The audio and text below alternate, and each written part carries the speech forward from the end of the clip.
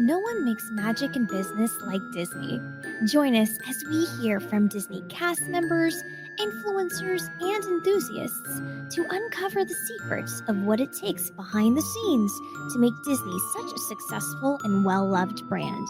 We will hear their journeys, inspirations, and have some good old-fashioned Disney fun along the way. So relax, pull up a chair, be our guest, and let's get down to bippity boppity business.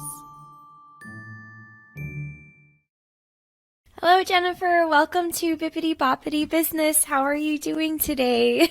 I'm great. Thanks so much for having me. Fantastic. To everyone listening, Jennifer is here to dive in a bit more into the business of Disney from an interesting new perspective that we've not yet explored on the show. I think many people can agree that visiting Disney leaves an impact and creates memories, making visitors customers for life.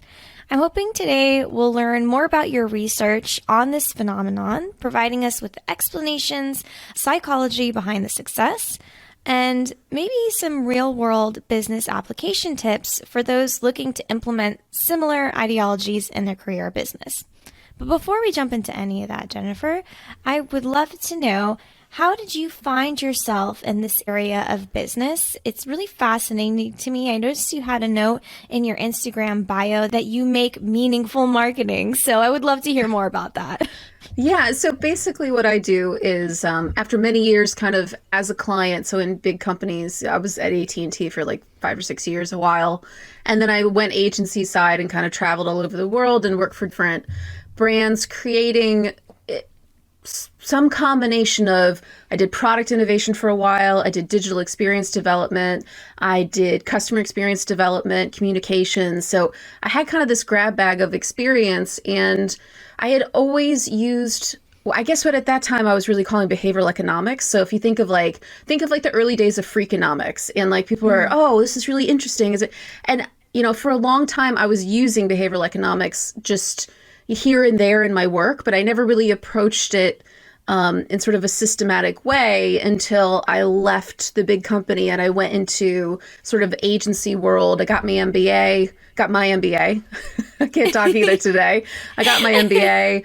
And when I was getting my MBA, I was introduced to this idea of behavioral science, psychology, consumer psychology. And it was stuff that I had been using for a long time, but it was really like codified in a few classes that I took there. And I thought, you know what, this is really interesting. This is a direction I want to, study and potentially steer my career.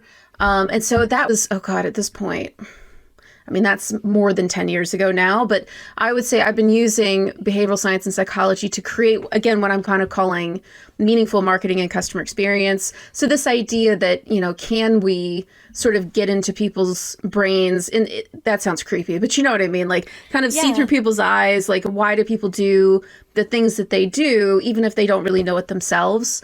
And so over the past, I would say probably 15 years, I've been developing an approach to customer experience and marketing that's rooted in behavioral science and psychology. And I would say like applied behavioral science is particularly young, but as a sort of part of this journey of applying and learning things in the real world and, educating myself and going through a few different master's programs and things, I eventually wrote a book called Choice Hacking, which is about applying behavioral science to customer experiences. And actually one of the companies that I looked at in that book was Disney. So I think that's kind of the different routes and paths and things that have sort of brought me to your podcast. Absolutely. I always like to say that businesses are made by people for people. So understanding the psychology of how the mind works is just one step closer to being successful in business. Mm-hmm. And I wanted to know, what does meaningful marketing mean to you, and why is it important in business? Yeah, it's an interesting one, that choice of words, because I think a lot of people in the marketing world look at it through one of two lenses. they say, I'm either like a creative marketing person. I do creative marketing. This like, get out of my way. I'm a creative person. And then you have the flip side of that, which is like, no, I am an MBA. I am framework driven and numbers driven. And I think there's very few people that sort of straddle the line between the two. And to me, that's where the meaningful part comes in, because it's not just about getting customers to do what you want them to do, or, you know, reading sort of the tea leaves and the numbers. And it's not just about kind of doing what you want to do creatively, because it's a cool idea and it's interesting, but isn't necessarily relevant to customers. I think it's combining those two things that help create a meaningful experience. And so when I say meaningful, again, it's not just about getting someone to do something. It's not even just getting someone to have fun while they're doing something. Because like every time I go into the Apple store, I don't have fun. Like it's not a fun experience. It's crowded. There's a lot going on. But yeah, right. I still think of Apple as having one of the best customer experiences because they've managed to craft something that's meaningful. They have a product that's simple. It's easy to use. You know, the packaging experience is really like emotional and dramatic. And it's something that I can use in great effect like every day in my life. So I think it's that sort of match of the emotion, I hate this phrase, but a little bit of like surprise and delight. Like it's making it exciting for me, and then pairing it with something that's really, really useful and relevant for my life. And those together make something meaningful. I think Disney actually does a pretty good job of that. I was reading Bob Iger's book, and he was talking about how important it was for him to have the data help him inform in decision making, but not overtake the decision making and steer too far into that process. They were talking about how Black Panther actually may not have been made if they were only looking at the data and the numbers that they had at the time. Because to be frank, there wasn't much data to see how a movie of that nature would perform, because it was quite impactful for diversity and many reasons in the industry. But he went ahead and ignored them and used them lightly, but went with the movie, and they pushed forward with it, and it was a huge success. So I like what you're saying here. It's not like one school of thought needs to be more important than the other, but taking the two and combining them to make meaningful marketing is a very effective strategy. So sounds like a magic method for business success to me. I'm gonna have to steal that. That's pretty good. Speaking of magic, Jennifer, I think it's time that we bring a little Disney flavor into the conversation today. Okay. So, I was wondering, can you tell us a story? Yes, I can. So, once upon a time, a man named Walt Disney had a dream. After some trials and tribulations, Walt became a successful filmmaker with the help of his friend Mickey, of course, but he wanted more. In 1954, he decided to start Disneyland after a visit to a carousel with his daughters. And he realized there was a place for children, but there wasn't a place for families to enjoy spending time together. And he imagined an innovative solution. So naturally, people thought he was crazy because Walt only had made films at this point. He didn't know anything about building a theme park. So instead of giving up and figuring out he wasn't capable of achieving his dream, he did what smart business leaders do best. He formed a team. So Walt Disney pulled together a team of creative engineers he called Imagineers to get his dream built. But how did he do it, Jennifer? Well, they used a set of principles called Mickey's 10 Commandments as sort of a cheat sheet for creating a brand that people obsess over. So then over the next 70 years, Imagineers became the gold standard for creative experience design, and the company has been a success ever since. Jennifer, bravo. True Disney fashion that was delivered with excellence and very exciting. I loved that story. But it's an important story because some people don't know the backstory of how Walt Disney's work and what we have today came to be. So something about that story was really interesting to me. You very briefly mentioned Mickey's 10 Commandments. Can you tell us what those are and why they were important? I can. So there are 10 of them. So it'll take a minute. So if you want to interrupt and ask any questions, feel free to do that. Absolutely. Yes. So when we say Mickey's 10 Commandments, so basically this is like a way that Marty Sklar, who was one of the most famous Imagineers, kind of crystallized these ideas. So it's not that they were building Disneyland and they had this like tacked up on a wall, but rather this was stuff that they worked with Walt Disney, and these kind of became the principles that they adhered to. And then these principles were followed then for the next 70 years. So it's interesting in that they were sort of testing and learning as they went with Disneyland, but that's how they created the Ten Commandments. So it was very much like not just out of somebody's head, but they were, practicing them and learning from them and tweaking them and, sort of figuring out. Trial and error, Exactly. implementation, testing, all of that.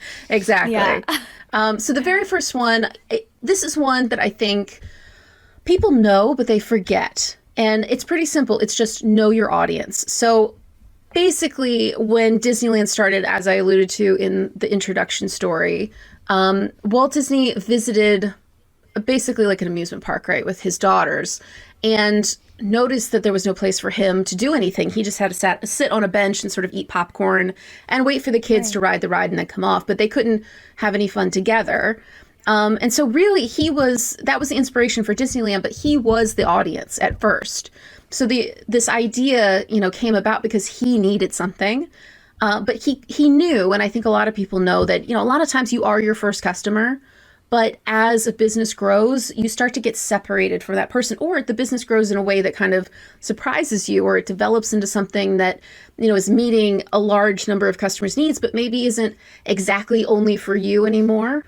So it's making sure that you kind of going out, into, in this example, a park, or using your product or walking through a store, and making sure you really observe and understand who your audience are and like how they're using your product, or in this case, like how they're experiencing the park.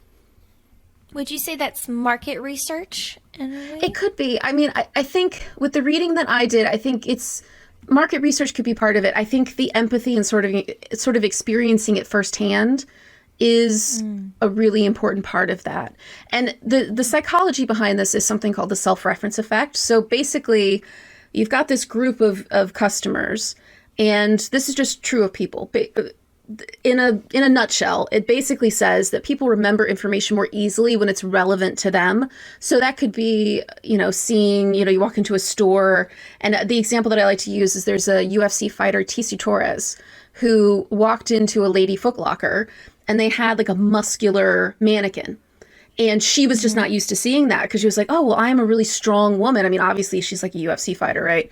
And she had just never seen that. So she took a picture of it, and she was like, yeah, this is something that really resonates with me, because even though she had been walking into like an athletic shoe store, an athletic wear store, she had never seen anything that sort of looked like her. And you can imagine, like, this is an effect that you can use a lot of different ways. But again, I think self-reference effect, you have to know who your customer is. You have to know what they're expecting to see. And you kind of have to look through their eyes. And I think market research is one way to do that. But I think, and I've been a client in a really big company. I think it's easy to rely on the market research and then kind of go home and forget that there are real people on the other end of the market research. And a lot of times they're just in a store right down the street, or, in a park close to where you live, and you could just kind of hop out and just become a customer, right? And I think that leads us really well actually into the second commandment, which is related to the first one.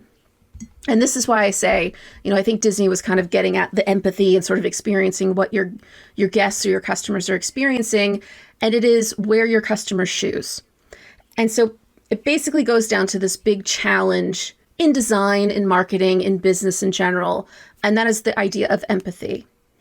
So if you've experienced the same challenges as your customer, it's much easier to spot something that's broken. Do you know what I mean? Like, you can, if I use the example of a park, I'm walking through an amusement park, and, maybe I've got my clipboard and I'm looking at a piece of market research, and I'm just kind of like, oh, okay, this is, they're complaining about how long the lines are, but I look and there's nobody in the line, so I guess the lines aren't that long.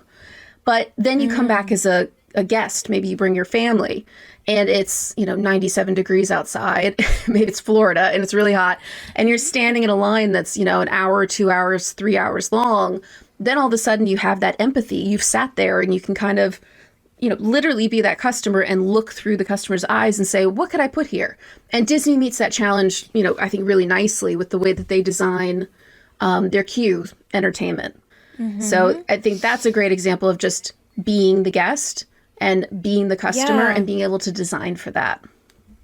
Another example I heard recently from a former cast member, she was talking about, we talked about this in another episode, she was talking about how the guest called and complained because their daughter didn't get to see Cinderella, but they came during Christmas Day, super busy. Logically, without empathy, you could look at the situation and be like, oh, why complain? Of course, you didn't get to see Cinderella during the busiest day of the year. But after using empathy and really just trying to understand the situation from the customer and not write them off, she later learned that that person had an adult child with special needs, and that individual only wanted to see Cinderella, and they left feeling very heartbroken and hurt, as you can imagine, because they didn't, it's a special situation. So rather than writing them off and, just saying, sorry, that didn't happen and never talking to them again, she arranged a Disney care package where she got the Cinderella princess to sign an autograph and sent all this merch to them as a thank you, and tried to send a personalized message from Cinderella and all of that. And the guests ended up calling to thank her because it made their child's day. So that's one situation to me where I see that logic could have taken place, but empathy was exemplified in the guest's experience. Yeah, absolutely. That's a great story. I love that story. I do think that, that's something that Disney does seem to do pretty well is, I guess have a heart, have some empathy, and it really work with, guests and customers to kind of step up to the plate when situations like that arise. Obviously no company is perfect, but I think that is something that Disney does really well. It's an interesting one too, if you kind of think about the design process and why it might be important to actually go, into a park and experience things, or sort of be able to put yourself in the place of somebody else, and that somebody else happening to be the guest. There is a psychology principle called recency that basically says that our brains, there's a lot of memories in there. There's a lot of information, and our brains tend to favor new information over old information. So recency bias is the most recent thing.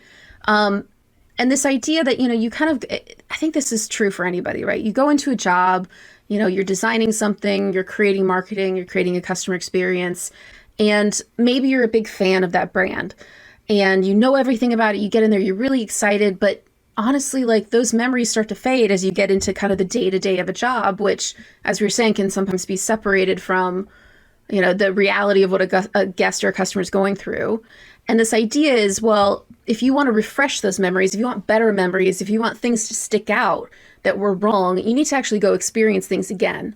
Because again, it goes back to recency bias. It's well, if I just experienced it, I'm much more likely as, a manager, a designer, whoever, to pull those memories up. Right. They're more readily available for me. Right. So that's why I think, it's one of those things.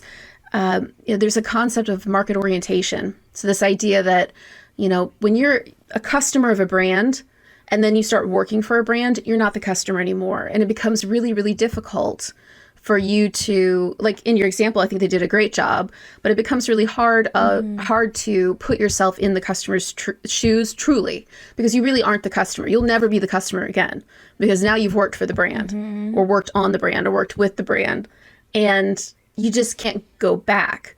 So you really do have to make sure that you take the time, I think, to go out and sort of practice empathy, whether it's in the design sense or just sort of in the emotional, normal sense. Right. Something as simple as, for me, to relate to this, I used to be a podcast producer for clients, and I felt more empathy and understanding to any of the situations they were experiencing with their show once I started my own show, this show. I think being a practitioner of your craft or your industry definitely can help you relate better to the people that you're working with or working for. But yeah, so that's awesome. So we have the first couple here. What's What's the next commandment? Yes. So number 3, organize the flow of people and ideas. And I do like this quote from Marty Sklar, actually, from the book that he wrote about Mickey's 10 Commandments. And he says, great stories and great experiences have a logic and a sequence that pays off for your guests, customers, or readers for the time and effort that they've put in. So I think this kind of goes back to this idea of meaning and sort of balancing fun and utility and making sure that things do what they're supposed to do, but then also there is a good experience at the end of it. But I think the thing with something like meaningful marketing or a meaningful customer experience is you can't just have fun. You have to have a logic to flow or to follow. You have to have a flow that you're sort of within. And the example that Marty Sklar gives in his book is the cue for Indiana Jones and the Temple of the Forbidden Eye.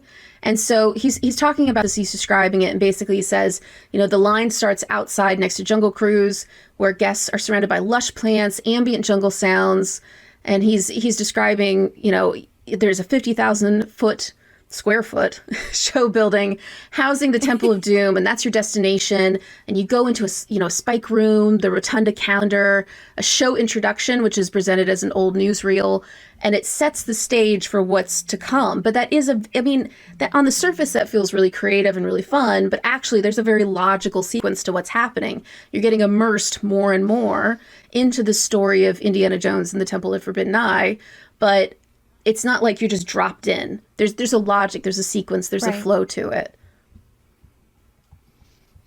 Yeah, definitely the operations aspect of how Disney performs their shows or even does mundane things like checking people in. Even I see sometimes janitors, when they clean, they add like a little sprayed Mickey on the sidewalk outside. So infusing wonder into the significant operations that they run is something that they do really well, but it's not done without the framework. Without the framework and the collaboration from a team that it takes to actually execute those things. From a business perspective, I think it's so important that when reviewing your customer journey or your customer's experience, to have some moments where they're wowed or excited, but find ways to actually implement them. How are they going to be turned into a process? I was wondering about that. I wanted to ask you about that. Like, what are your thoughts on best practices for, creating a customer journey that wows, but also is efficient? Yeah, I think it's a great question. And again, like anything, I think it does take a lot of sort of testing and learning and trying some things out. But I like the way that you described it as a framework, right? So there is sort of a psychological principle for the number 3, the commandment that we just went through. And it's something called narrative bias. Right. It basically says that like our brains love narrative. We love stories. And if no story exists, we will like invent one. We will connect unconnected events and there's a lot of different ways that can go, right? It can go poorly with like conspiracy theories, or it can go into a more positive direction with like, this is the story of my life and everything happened for a reason and that kind of thing. So there's, I think thinking about the way you're creating a customer experience, like you were saying, not just from sort of the narrative bias perspective or the emotional journey. And I think making sure that there are sort of emotional peaks and the ends. And I think we'll probably get to this later in the podcast, but this idea of the peak end rule that, again, this is from behavioral science and psychology. And it basically says that, we don't create memories from every single moment of an experience, right? We create memories and opinions and beliefs and things about an experience based on only 2 points. And that would be the emotional peak, which can be good or bad. So it can be a trough or like a peak. And then the end of the experience. And I think knowing that, customers are looking for a narrative, they really crave a narrative, they need order and structure on top of which you can build surprise, delight, fun, excitement. But without that structure, without that narrative, it's just going to be kind of all over the place, right? So I think it's really the idea of layering those things together and understanding, like, how does a customer create memories? How do they create emotions? How do we know that we're not only giving them what they need, but also what they want? And I think vice versa. Absolutely. I definitely agree. And I think being able to document all of that in a cohesive place where people can review together and make revisions as time goes on to the process. For example, we tested this part of the customer experience or journey, and it resulted in this output, and not quite what we wanted. Let's try it again and tweak it in this way. Is probably more successful than someone that doesn't try any of that, absolutely. I mean, there's a couple different ways you can do that. You can do a customer journey map. You can do like a lessons learned document. It's interesting that you say like, oh, well, we tried it this way and it didn't work, so maybe don't try that again, like tomorrow. But I find that there's, again, we go back to the psychology of it. There's a cognitive bias called survivorship bias. And basically what it says, I mean, the story behind it is really interesting. There was a scientist that was working with, I think, the RAF in the UK, so the Royal Air Force during World War II, and they had all these planes coming back full of holes. And the military said to this guy, they said, well, why don't you look at all the places where they didn't shoot a hole so we can reinforce those spots, and then... or excuse me, all the places they shot a hole, and we can reinforce those spots because that's where they tend to be shooting people. So that way, fewer of the planes will go down. And actually, he flipped it on its head. I told the story backwards, but he flipped it on its head and he said, well, we need to reinforce the places where they didn't get shot because those are the planes that came back. Those are the planes that survived. And the places where the other planes got shot is what caused them to crash. So therefore, you have the survivorship bias. You're looking at the things that survived and saying like, oh, okay, well, that must have, been perfect, but you're not looking at the things that failed.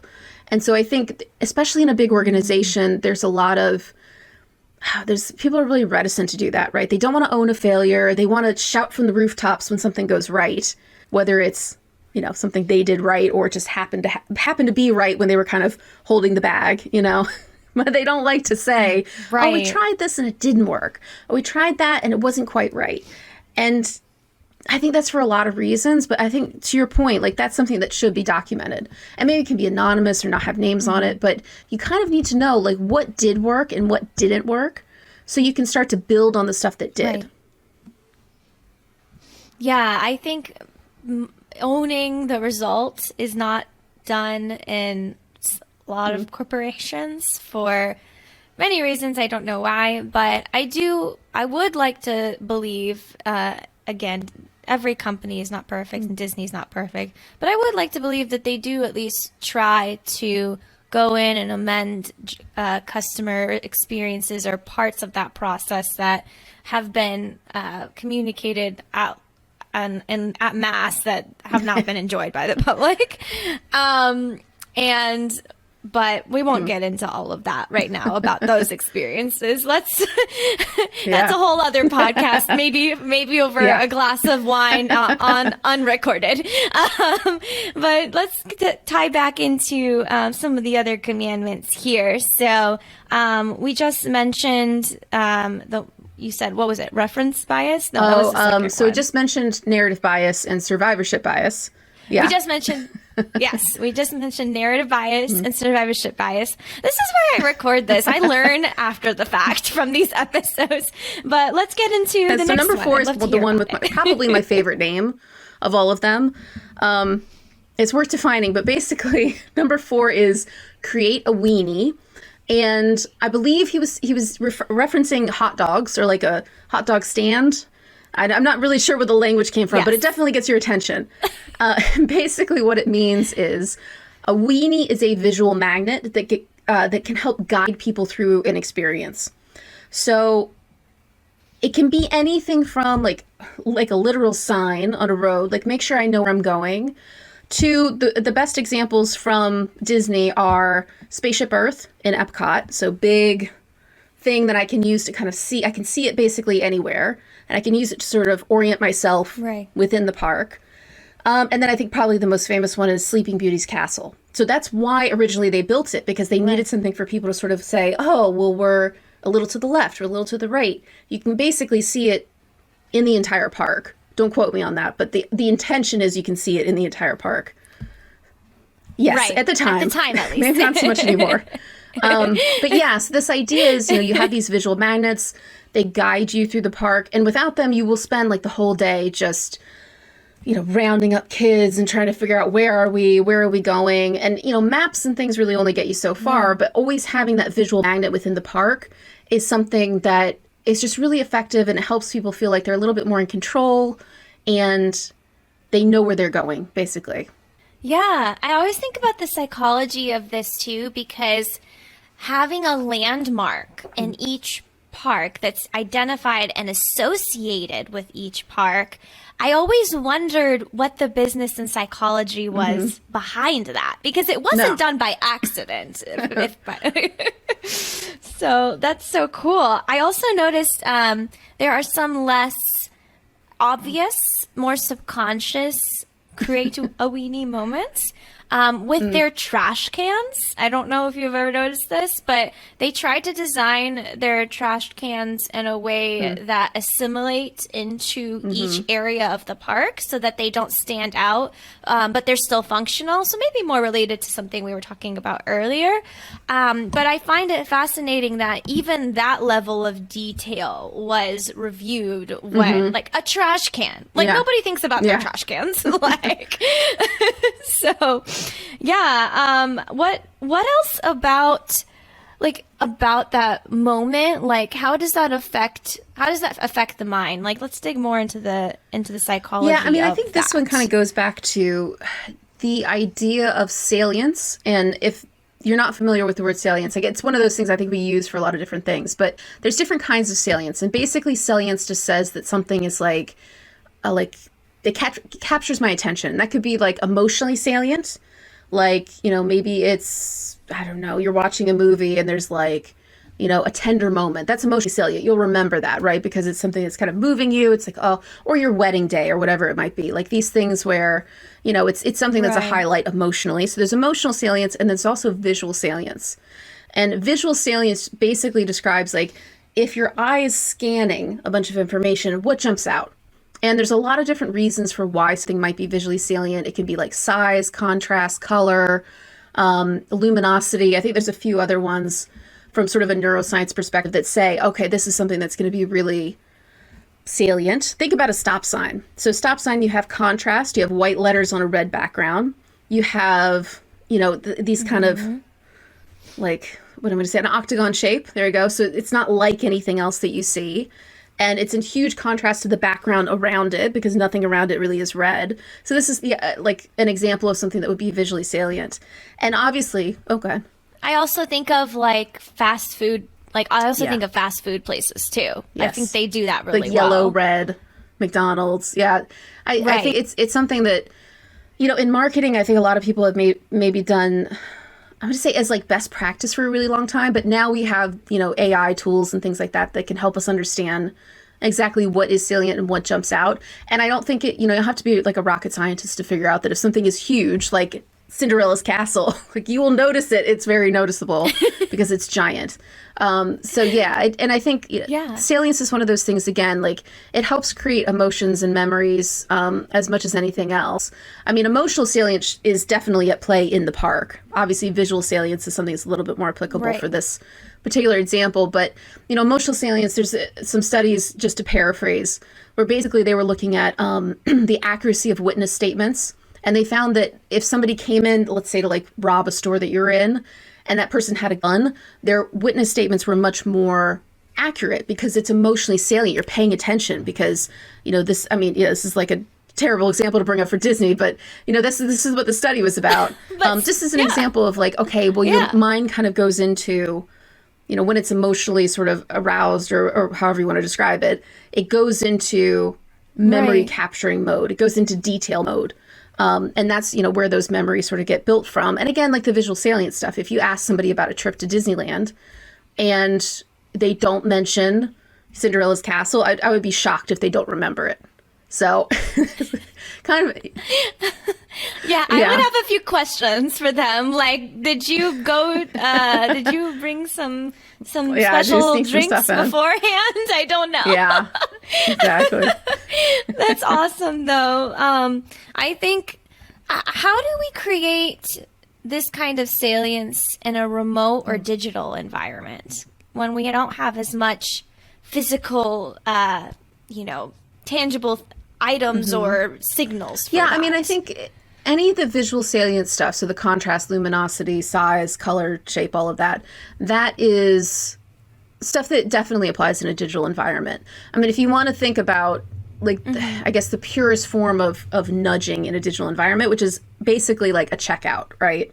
So let's say you've got two products, and there's one product that's free and there's one product that's paid. I've worked with a lot of, like digital products, like working in consulting, and you'd be surprised. They're like, well, I don't understand why everyone's picking free and not paid. But then you look, and free is gray and pay is gray, and they basically are the same size. They look exactly the same. And then you wonder why somebody chose the word free over the word paid, when they could have done something like, oh, well, free is gray, but maybe the paid box is like a bright green. And, the click here to, enroll or click here to buy is like a bright yellow. They're using contrast. Maybe it's bigger, so they're using size. I mean, it's one of those things where I think taking this idea of visual salience and really finding the right moments to apply it in your experience is really critical. It's really important. And it's especially at those moments of conversion in a digital environment, if it's e-commerce, that become really important.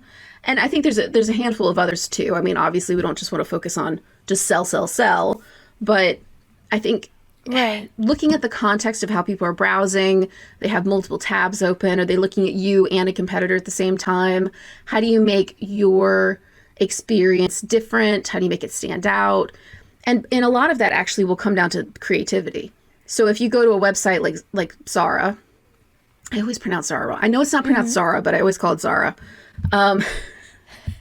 I actually didn't know it was pronounced any other way. I never remember how the other pronunciation goes. But yeah, so if you go to Zara's website, like from a utilitarian standpoint, it is like impossible to buy something. Like I get so frustrated every time I go on that website and I'm like, am I too old for this? Do I not understand?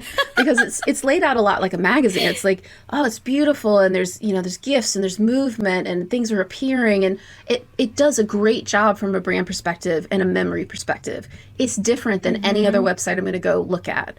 But, from the organize the flow of principles and ideas, or, get me to convert to something, it's not doing as well. But you could argue that, maybe it doesn't have to do that as well. Maybe I'll put up with that part because the emotional salience or the visual salience that you're creating with this website is so much more interesting to me. So I think it's one of those things, you just have to look at context. You have to look at how your customer's using your site, what they're experiencing, and then try to do something a little bit different. Yeah, I think it's knowing your audience and finding the balance between the user interface and the user experience, which are two very different things. And if you're not educated in the differences between those areas, it can be hard to understand why, I guess. But your example, you brought up a very good one. And I think there are some areas from maybe what I've seen from Disney's site that are memorable with the experience. Like, for example, the loading bar. Sometimes it's like Toy Story and they're like rolling on the ball and like, we're loading. It could have just been a loading bar, but they took that moment to create an experience. So I think infusing that in the even in the online environment is possible, like you said. So moving forward from, we've created the weenie here. we visited the hot dog stand. We had memory in Central Park. Can you talk us through the next area of our discussion with the 10 Commandments? So number 5 is communicate with visual literacy. So basically this idea that, Walt Disney knew that people respond better to nonverbal communication. So it meant that creating sort of a consistent visual code in his parks or in the park was really important. And I think there's a good quote that sort of sums it up. So John Hench, who is another sort of a classic Imagineer, also wrote a book. I think they've all written books, which is good because now we have the background, we have kind of their knowledge a little bit. But he said, we pay close attention to color relationships and how they help us tell our stories.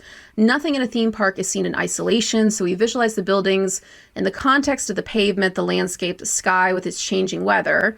Color assists guests in making decisions because it establishes the identity of each attraction in the park. And they, they had a few examples. I think Marty Sklar, the example that he pulled out was like Main Street in Disneyland, where everything has to be like period appropriate. The colors all need to work together because you feel like you're in a place in a time. But then when you go to sort of the next area, it needs to have its own visual identity. It can't feel like the same color scheme because then it feels like, well, you never left Main Street. It's an interesting one when you start to kind of go through pictures, especially of, like Disney worlds and things like all over the planet. And you start to look and you're like, oh, well, this hotel is like very clear color scheme. And, it's matching. And I can tell when I'm there, like I'm on the grounds because everything is going to be this color of like pink or orange or yellow, whatever it might be. And I think, the visual literacy stuff too, I think it also goes into this idea or plays into this idea that Disneyland and Disney World are very accessible, right? So if you have a strong visual language, you can be, somebody who's 2 or 3 years old and you still get the same emotion, but you wouldn't get that emotion if it was just something written on a sign because you can't read. Because I assume most 2-year-olds and 3-year-olds can't read. Right. Or if you're someone who's visiting who like English is not their first language and it's going to be like a harder experience to kind of navigate that way, you can literally just use the color schemes to say like, oh, well, that must be something else because I can see that it's different. I can see it's cohesive. And I can tell where I am is very different than wherever that other, area of the park is. So it's very clever, I think, on a number of levels to do that. I agree. I think something else as a part of that, it goes into more of like some of the other parks. So when they were building Shanghai's theme park, which is in China, they were working really hard to find moments where they could also reflect the culture because there were some obviously governance rules that they had to abide, but finding that balance between conveying the visual literacy of their park, but still making it feel like it would resonate to the Chinese culture was very well done, I think. I've never been able to go, but I've seen pictures and I noticed like the motifs in certain areas or the certain colors that they use to make guests feel that that connection to where they are in the parks. And it's not just, for maybe the guests that live there, but maybe if I was visiting, I would also like to feel like, oh, wow, I am in a Disney park in China. Like this is almost a somewhat cultural experience in a way. So I think it's really cool that you mentioned all of that. What's another example that you can think of that you think was very well done in this area? Yeah, I mean, I think if you even look at the assets, to use kind of a mechanical word, like the brand assets that are in the park. So you talk about like Shanghai, where you've got, something that is, I mean, it's Mickey Mouse, right? It's like Coca-Cola Mickey Mouse. It's like the most American sort of like imagery. But because they had such a strong brand code with the characters and things, they can play with those codes. So, you would call that, I guess, a brand code in the language of branding, right? So it's the same thing as kind of like a logo. It's a visual asset that people recognize. And because Disney have done such a great job with playing with that asset, but keeping it really consistent at the same time. So in other words, like you can see a shirt that has, like Mickey Mouse on it. And it's always going to be recognizable as Mickey Mouse. He might be wearing a different outfit. He might be, doing something different than he would normally be doing. But they always make sure that you can recognize that that's who it is. And there's some things that are always consistent with that brand asset. And I think, we don't have to talk about it too much. But obviously, like Disney have a reputation for protecting their assets very strongly in the nicest possible way. But that's why, that's a big part of the reason why they do that, because they know how powerful they are. And if they let them, and these are like beloved brand assets. So if they got loose onto the world with no checks and balances, it wouldn't be a great situation for Disney because then all of a sudden it's diluted all of this power that they have in these brand assets. So just like the example you used in Shanghai, it's like, well, they can take Mickey and they can sort of change what he's wearing or, potentially what he's doing, but he's still Mickey Mouse. And that's what makes, a big part of the Disney parks experience are those characters and how they sort of flex and change, but then also stay very consistent. Yeah, absolutely. That's awesome.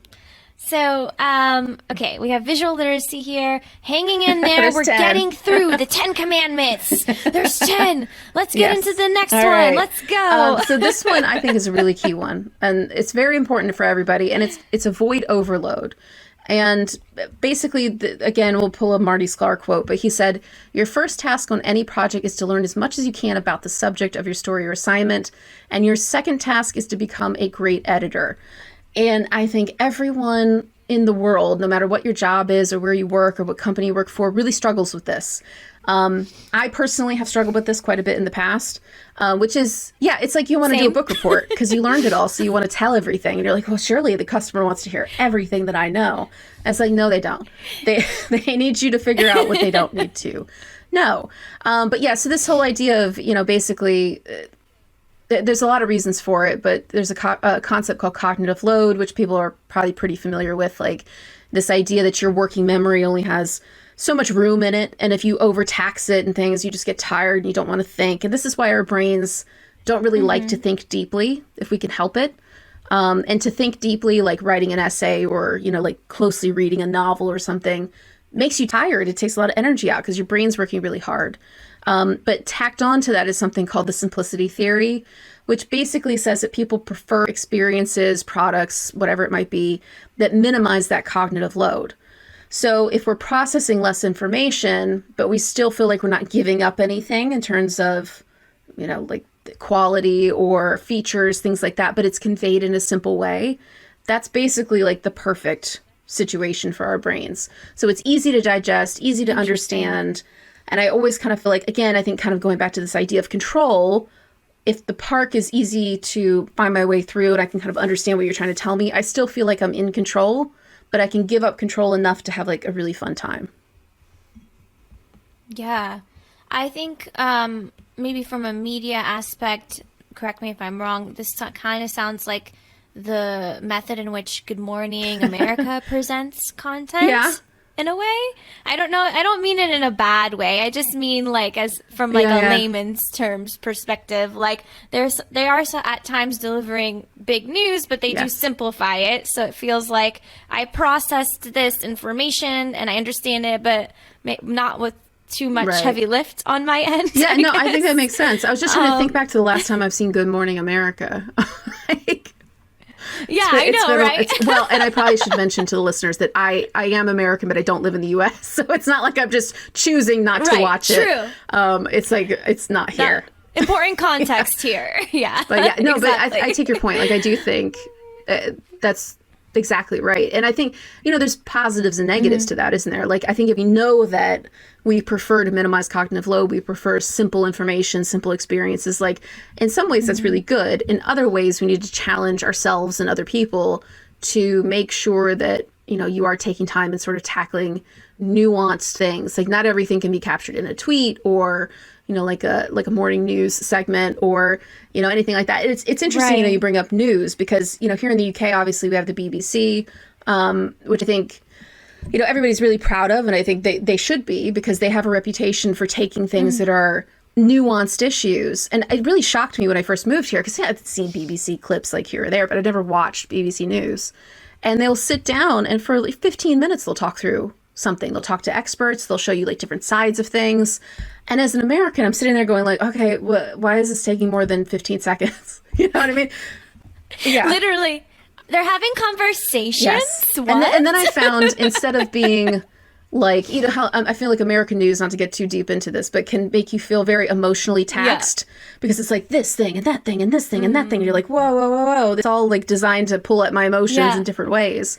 And then I felt like, I came here and watched the news and I felt like I needed a nap because my brain was like processing all this information. It was like, it's a different sort of stress after watching the news. But again, yeah.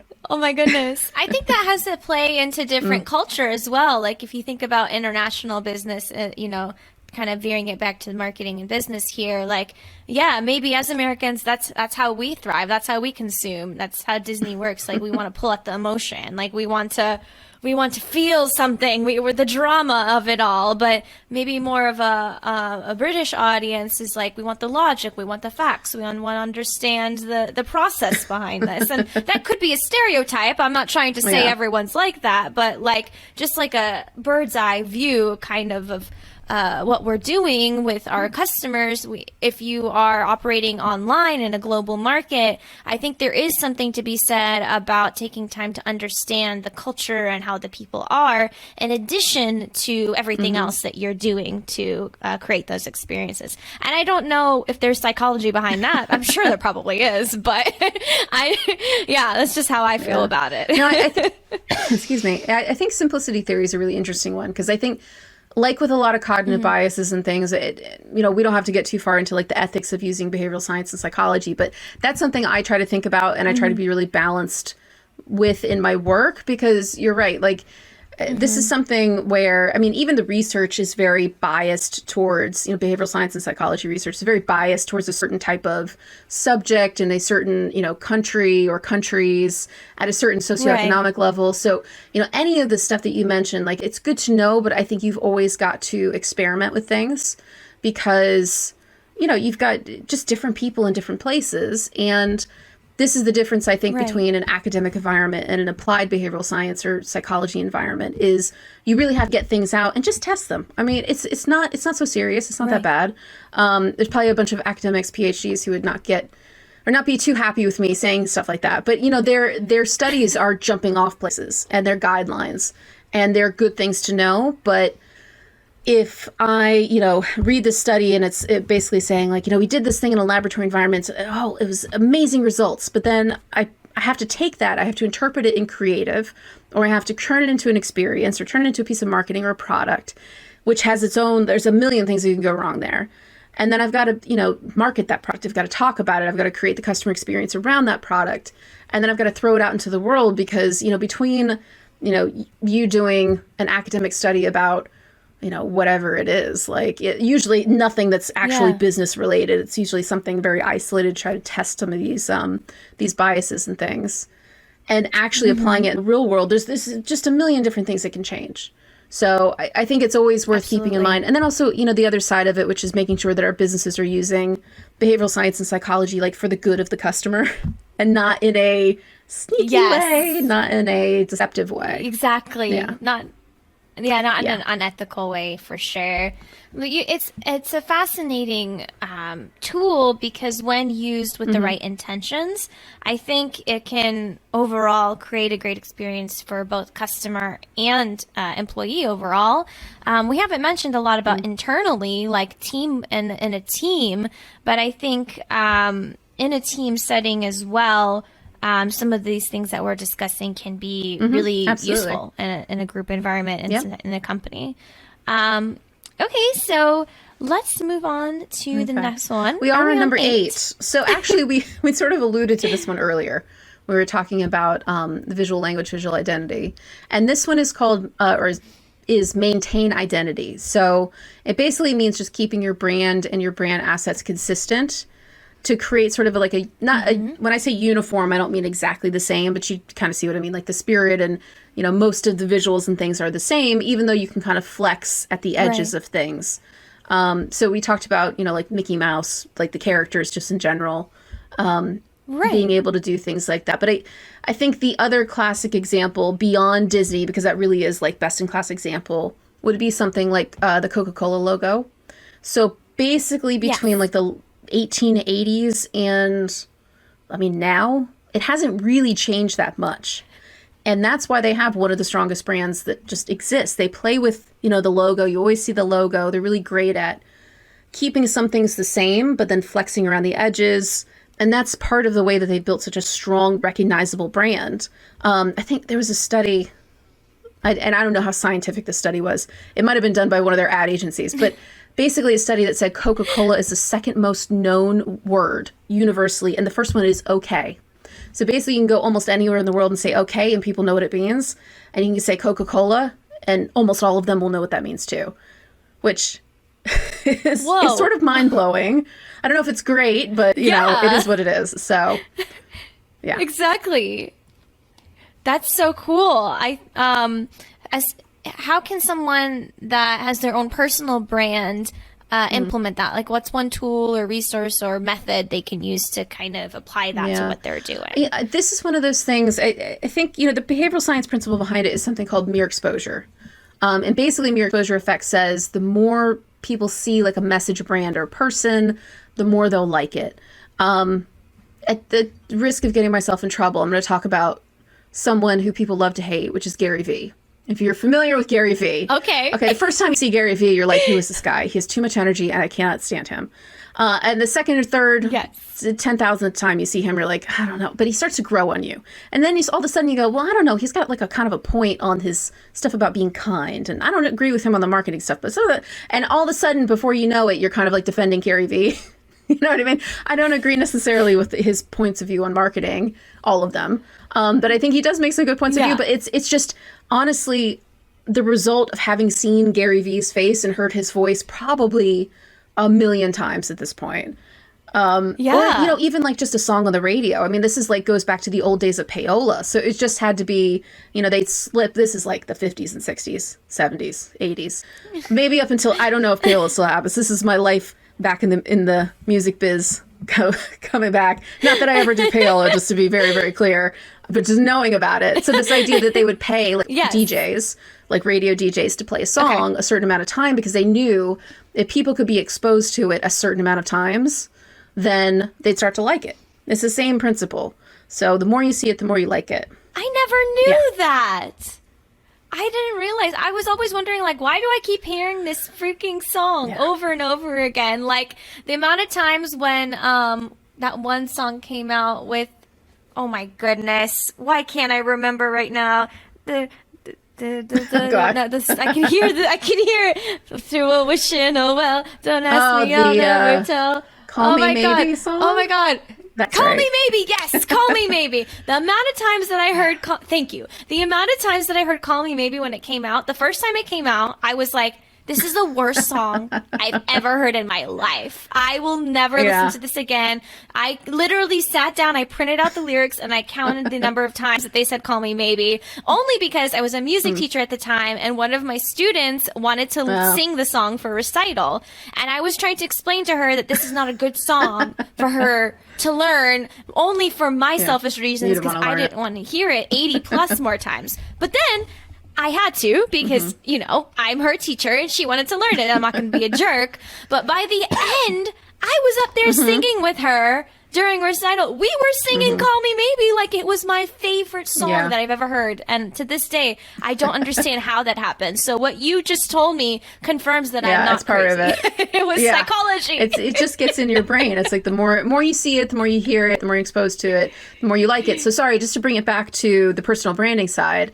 And again, this is something I'm not great at. I'm trying to get better at, but it is having like a consistent message, or only having like 2 or 3 things you talk about and talking about them in a very consistent way.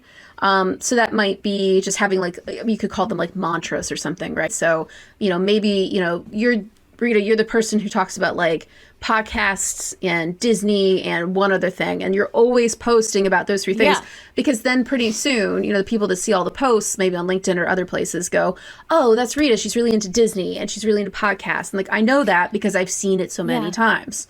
I think there probably is an upper limit to that, but in terms of like consistency and making sure that you're known for something, which I think, you know, for a lot of people can be really difficult, because you're like, well, yeah, maybe I'm really into behavioral science and psychology, but also like I was a musician for like 15 years. And like, well, it's like, well, yeah, and this is what I struggle with too. It's like, well, but do people really need to know that? It's a fun fact, but it doesn't really change what I do with business or my business experience. So it probably isn't something I should. Also, it would be sort of annoying to bring up like every 5 seconds. I was a musician. I was very famous. Believe me, if I had been, I wouldn't be in behavioral science. But anyway. No, but I think it is important to mention that your brand, the branding, the consistency, the messaging is something that is very important, and understanding now the psychology of it makes a lot of sense. And I think, I don't know, if you had to pick like 3 words that Disney would use to brand itself, what do you think those 3 words would be? The first one I think of is magic. Yeah. I mean, I was going to say creative, but magic is probably what they would say. I think innovative is probably in there. So like magic, innovative, I mean, entertaining, is that sort of like magic? I mean, I guess. But I think this kind of speaks to how strong their brand is too, because it's like, I'm just trying to think different words for magic, basically. Entertaining magic. Yeah. The fact how they were able, the ways that they're able to use the word magic in many areas actually impresses me. I'm like, how did you even come up with that? I don't know. Okay, so let's go on. We're almost there to the next Mickey 10 commandments. Number 9. We're almost there. Yes, for every ounce of treatment, provide a ton of fun. And this is one I feel like, we kind of talked a little bit about earlier when we were talking about like organizing the flow of things. But basically, it's just saying that sometimes, people have to do stuff that isn't fun. Like standing in a line is a great example for Disney. But if you want to keep people happy and have them have a good experience, you need to make sure that you're providing some fun with the treatment. I don't know why they didn't call this like a spoonful of sugar helps the medicine go down, but that's exactly what I was thinking. Maybe it's copyrighted, but he did not use it, which I think is a miss on Marty Sklar's part. Yeah. So the classic example of this, though, are the queues, the lines in Disney World and Disneyland and, every park, where they're so good at saying like, oh, well, you might have to wait however long it is, like hours sometimes in a queue, but we're going to entertain you while you're there. And actually, when I was doing some of the research, there's an MIT professor, his name is Dick Larson. He studies the psychology of standing in line, which I have to be honest, this is very specialized. I had no idea that there were people who did that, but Professor Dick Larson has done that. And he said, you might wait 45 minutes for an 8-minute ride at Disney World, but they'll make you feel as if the ride had started while you're still in line. And just to paraphrase, because I don't have the quote in front of me, but he basically went on to say, like, as someone who studies standing in line, Disney are basically the masters of making time pass quickly, make you feel entertained, make you feel like you're already in the ride while you're waiting. So I think a good example of keeping people busy, and really the psychology behind this is something called idleness aversion, in this particular example with queues. And it says that people are happier when they're busy, even if they are forced to be busy. So there's a lot of research around this, but basically I think the classic example is if you've ever seen an elevator that has a mirrored front, the reason that they're there isn't to make the elevator look pretty. It's because you're waiting and you have nothing to keep you entertained. This is like when they started doing this is the days before smartphones, right? So they put these mirrors on the front of elevators so that you like check out your teeth and look at your hair and you're like fixing your outfit and doing the whole thing. And before you know it, the elevator's gotten there. And actually some of the studies that they did, they asked people like, how long did it take to get this elevator here? And when there was no mirror, it was like, oh God, it took forever. And when there was, they're like, oh, it's the fastest elevator I've ever seen. Well, yeah, because you're obsessed with yourself and you're looking at yourself in the mirror. But that's just like the human thing, isn't it? Like you see a mirror, you kind of check out your hair. But I think a good example of like idleness aversion at work, people feel like they've had a better time because you're keeping them, or kind of, in a way, you're sort of tricking them into being busy, but you're giving them something that's allowing them to do something of value. So we'll allow it. Is that the theory behind busy work? Like, is like a, maybe not in from the business perspective, but like why some people just assign busy work? Like they feel like if they're not doing anything, then you're not making the company money or you're not being productive. It could be. I don't know. I mean, I think it's probably a lot of things that feed into that. Like the reason why, I mean, I have this problem too. I think probably just from, like the school systems and things I went through. I think, if you feel like you're not at the edge of sanity with the amount of work that you have, you're like, oh, well, I'm not working hard enough. But actually, it's about working on like the right things as opposed to being busy the entire time.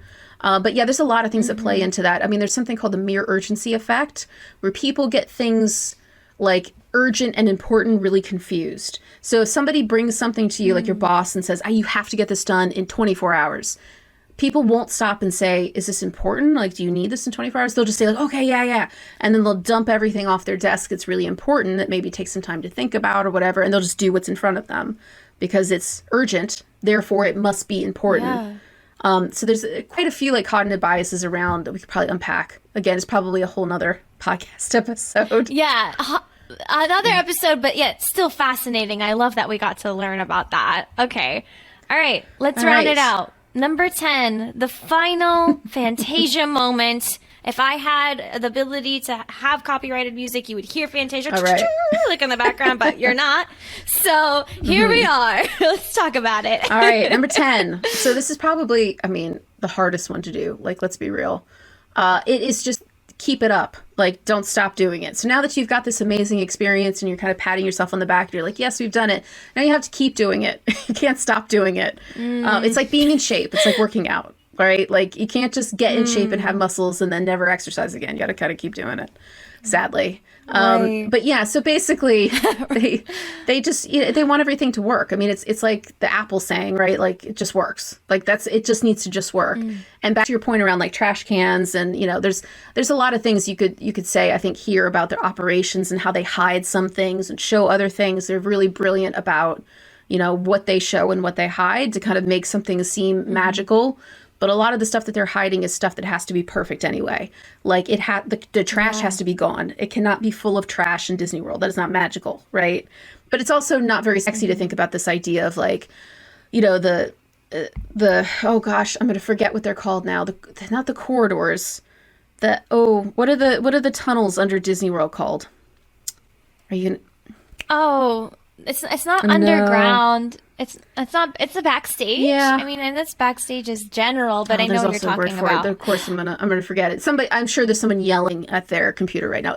There's someone yelling and someone yelling at me too. Like, aren't you the Disney girl, Rita? You've disappointed us. It's hard because I think they're kind of secretive about some things. But anyway, so this whole idea that there's like an underground system and that things are really being taken care of like out of your view. I mean, it's really tough to do and you have to do it. So the quote that Marty Sklar had in his book was, poor maintenance is poor show and poor show is unacceptable in the Disney experience. So I think it's back to your point, kind of round it out. It's like everything is a show, right? Like every moment you're sort of experiencing, there's so much happening underneath that's kind of powering that. And they're showing you what they want you to see. It's like a magic trick, isn't it? It's the art of misdirection. Yeah. They don't want you directed. They don't want your visual salience on a bunch of garbage. They want your visual salience on the magical things around you or Cinderella's castle or whatever it might be. So that's a way for them to not only make sure everything works, but to direct your focus and all of that in the places where they want it to go. And I think the psychology behind it is something called status quo bias, which, for customer experience people, this is probably the bane of our existence. It's terrible. But status quo bias says once people get used to your normal experience, even if it's much improved, even if it's amazing experience, they feel a loss when something deviates from that norm. So it almost feels like there's something called loss aversion. People hate to lose, basically. It's very psychologically painful for us to lose, even as compared to like gaining something. It's about twice as painful to lose something as it is to get the equivalent gain. So like get $50, somebody walks up to you and, hey, here's $50. You're like this much happy, but if you lose $50, you're like this much sad. It's not fun. So people don't want to lose. And I think, that's one of those things where it's maybe the least fun lesson in all 10 of them, but I think it's a really important one. Yeah.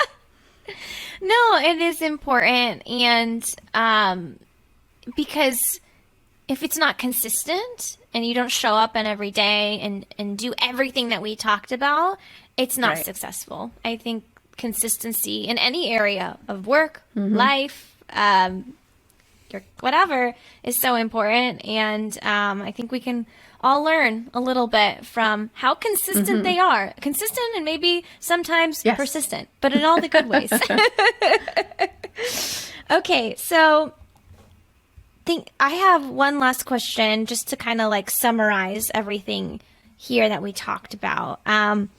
If you could pick one of the commandments that we spoke in depth about, just one, which of these commandments do you think someone listening could implement into their business tomorrow and an example of how they could do that? Yeah, I mean, I think a really important one is number 2. So wear your guest shoes, having empathy for customers, the people you're trying to welcome to a park or sell something to, regardless of kind of like what your business is, just go out and pretend to be a customer. Just watch people.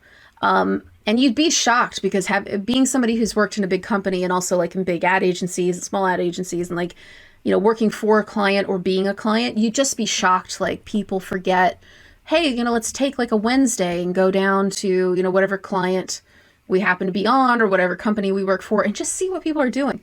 Like if it's a fast food restaurant, just sit in the fast food restaurant and watch people or go through an ordering experience. Or if it's a park, then you're lucky because you get to go to the park today. You get to go to an amusement park. But yeah, just do that. Just, you know, take a day a week, a day a month, even like every quarter and just, you know, wear your guests' shoes. Awesome. Okay, Jennifer, we're going to shift gears and lighten the mood a bit here. It's time for rapid fire fun Disney questions. Are you ready? I hope so. I hope so. I'm a little nervous about this part, I'll be honest. Don't be nervous. You have someone that knows a lot about Disney here to help you. So, in your opinion, and you know, you can think of this from a psychology or business aspect. It doesn't have to be from a visitor aspect.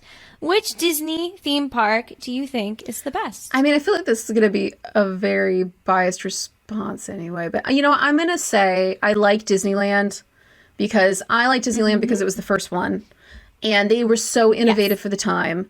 I know now maybe it's a little bit smaller. It's not as, you know, like sexy as the other bigger, cooler ones. But, you know, I went there when I was a kid, when we lived in California. And it was it's probably one of like few real memories I have of living in California is going to Disneyland and getting like my portrait done and the whole thing. So, I mean, that's the sentimental favorite.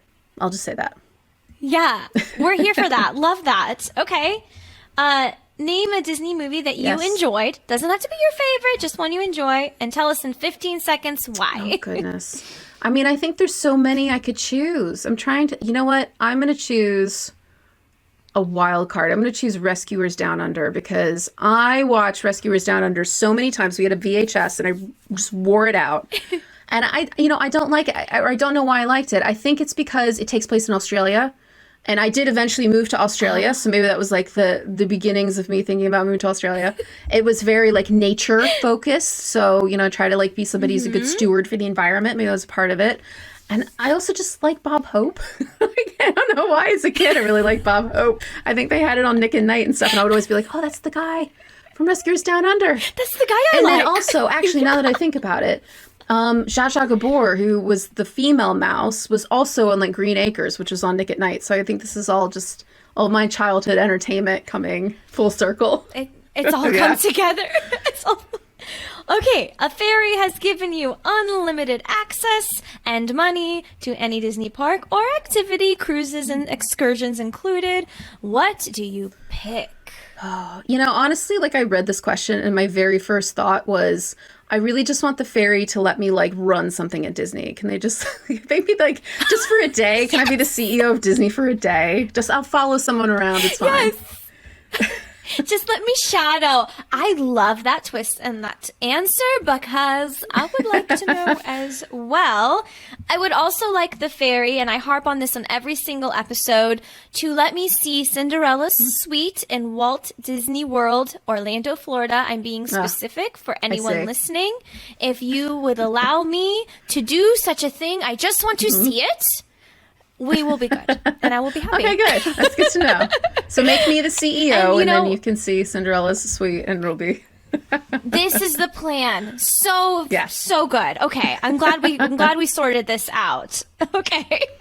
All right, Jennifer, this was so much fun. Thank you so much. If listeners want to connect with you and learn more, how can they do so that? Probably the best place is to visit choicehacking.com, which is my consultancy. We also have a bunch of free case studies. There's a bunch of Disney case studies, behavioral science and psychology. You can check out my book, Choice Hacking. It's an audiobook form, iTunes, Audible, and then you can find it obviously basically any place you can get an ebook or a print book out in the wild world. And I would say two other things. There's a Choice Hacking podcast. Just search Choice Hacking in podcast platform of choice. And then I have a YouTube channel called Grow Like the Greatest, which does have 5-minute behavioral science and psychology business case studies. And that's about it. I think everyone listening should definitely check out everything she talked about, especially her podcast too. Let's show some podcast love here. Jennifer, thanks for joining us today on Bibbidi Bobbidi Business. Thank you for your time, and to everyone listening, I hope you have a great day.